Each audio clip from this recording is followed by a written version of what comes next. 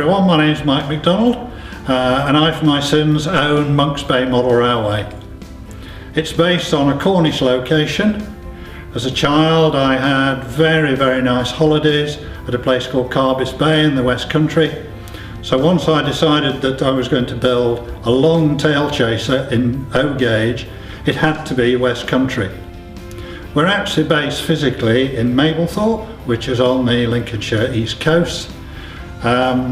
And fortunately I have a band of very helpful followers called the Friends of Monks Bay, who look after things that I can't do, which frankly is almost everything.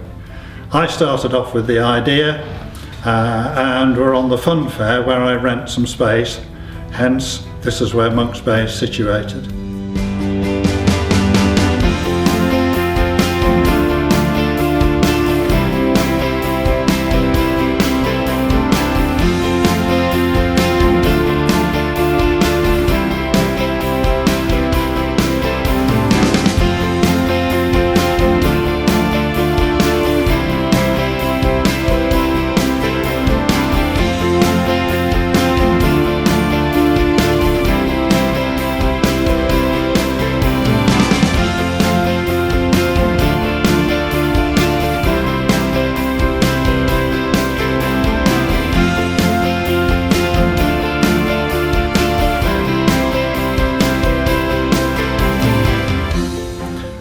Started off by saying, right, I want to do it to the very best standard, either that I can produce or I can afford to buy. But sadly, at a very early stage, I met a man called Alan Downs, who is a professional modeller, and the rest, as they say, is history, because he is responsible for creating these wonderful buildings as a background. I would in fact say that about a third of our visitors have no interest in model railways at all. What they do love is the scenery. And I wish I had a pound for every time somebody had said, the detail is just fantastic.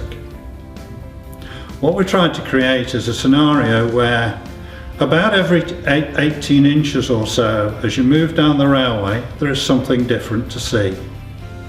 Whether you start off coming through the entrance door and being fascinated by the scratch-built scrapyard, whether it's the harbour scene, the goods yard, the very impressive Alan Downs Castle, surrounded by this West Country town, farms, churches, and right at the other end of the layout, of course, the tin mine.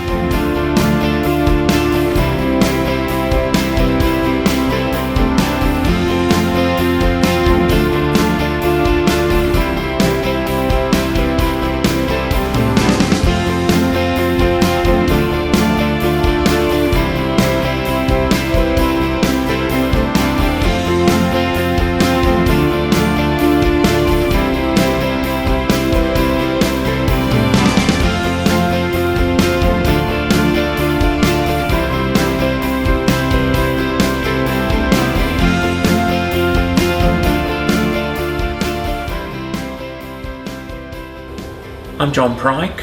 I've undertaken the electrical installation of Monks Bay. It operates and takes its power principally from 3 Helmsman power units, accompanied by a number of Hamilton Morgan power units which provide mostly power for ancillary lighting and objects around the layout. The layout itself is broken into 3 controllable sections. Firstly, there's the outer main line, the inner main line and the goods yard, all of which are operated by individual handheld units. Each of the sections of track are powered by Hamilton Morgan point motors. These have been modified to include, on the track side, that's the visitor side, twin micro switches, which enables us to change the polarity, extend the power from the point to certain running lines, and also to control the LEDs which are mounted on the control panel.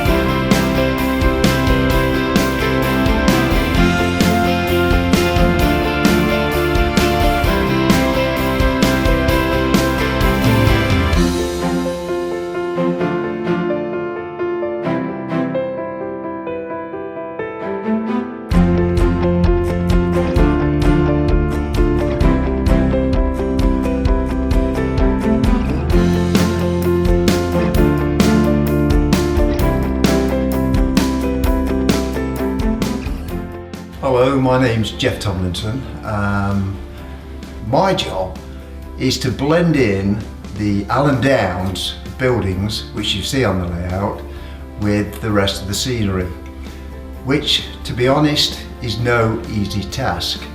Allen Downs is one fantastic modeller, and I have to try and make his buildings look as if they are being realistically placed on the layout.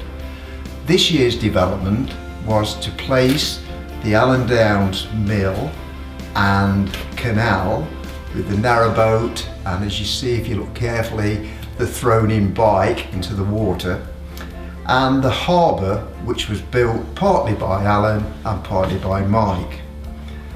My job was to blend in the rest and make it look as Mike has said previously, that the buildings existed before the railway came, and that the importance of this railway is to make sure that everybody sees the full perspective and not just trains running round.